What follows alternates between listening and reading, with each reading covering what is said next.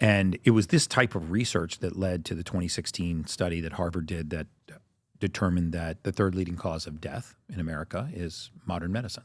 It's medical error, right? You have cardiovascular disease, cancer, and then modern medicine. And modern medicine, number 3. Number 3 is medical error. So the experts are making the mistake on the reason why you're dying. No question. Take vitamin D3, for example. This is, when they talk about medical error, vitamin D3 is arguably, if you were to pick one compound in the human body, that may be the most important thing. When God made us, he made us with the ability to make one vitamin, right? So if I tested your bloodstream, you'd have hundreds of vitamins in your bloodstream. You're only capable of making one, and it's vitamin D3, cholecalciferol. You make it from sunlight and cholesterol. About 50% of the world's population is clinically deficient in this nutrient. About 85% of the African-American and dark-complected Latino populations are clinically deficient in this nutrient. So what happens when you're deficient in something simple like vitamin D3? Well, eventually, if it's low enough for long enough, you will present to your physician with rheumatoid arthritis-like symptoms.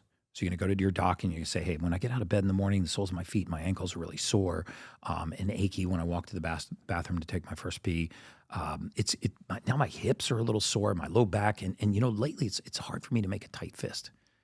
And in very many cases, too often to mention that we saw in the record, the doctor, without doing any other testing, no RA factors, no SED rates, is going to go, you know what, Patrick, you've got rheumatoid arthritis.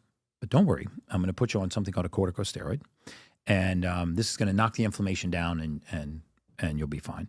So you start a corticosteroid. So there was a mistaken diagnosis. First of all, you're clinically deficient in a basic nutrient. So instead of raising your level of vitamin D3, they put you on something called methotrexate or another anti-inflammatory called a corticosteroid. And now this corticosteroid, which initially reduced inflammation, starts to erode your joints.